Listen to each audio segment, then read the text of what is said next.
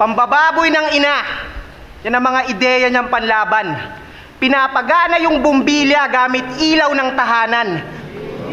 Pwes, tumatanda ka na rin naman, malapit-lapit na sa hangganan. Karma'y di matatakasan, babalik lahat ng ilaw pag ikaw na pinaglalamayan. Kasi puro damay nanay, kakaumay, kakasawa. Puta, nag-FB ka na lang sana. Doon ka tumambay sa samahan ng mga hiwalay sa asawa.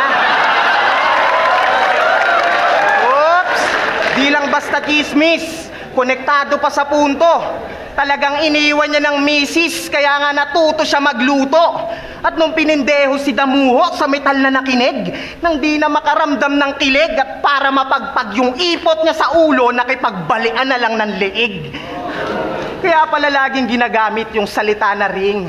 Baka sakaling masaklolo. Yung bisa ng singsing nila ng asawa niyang nagsolo. Ang masakit siya na niloko, pinagmukha pang bobo. Kasi batas daw ng Pinas pero di nakatanggi sa diborsyo. Kaya wag ka nang umaasta-asta na mataas-taas kaibigan. Mabatas-batas ka pa basta-basta ka lang iniwan. Di naman siya basta pinalitan. Iniwan siya sa dahilang sobrang hilig kasi sa nanay, pinagnasahan pati biyenan. Puta, family stroke. Parang battle din bro. Yung wordplay in-apply mo sa relatives mo. Kasi yung batas, kalaguyo ni biyenan. Yun ang mother-in-law.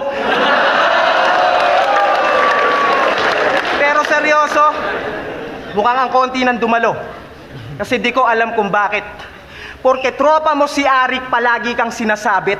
Kahit marami dyan, wala nang interes kung nakalista ka sa bracket o makita na may battle sa mga event at racket.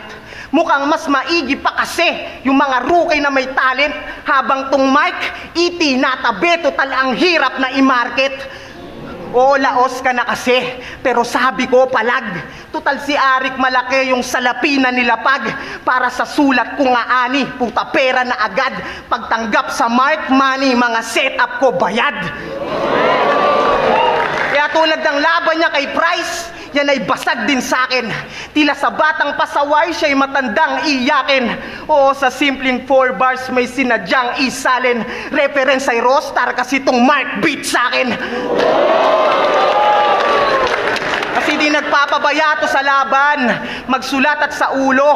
Pagdating sa handaan, numero 1, kaya parang fruit salad. Kumpleto sa sangkap na di mo madadaan sa luto. Ngayon tapos na ako mang insulto. Dahil may napahiya, hindi malabo at siguro, siya na yung susunod na flip-topper na itatampok kay Tulpo.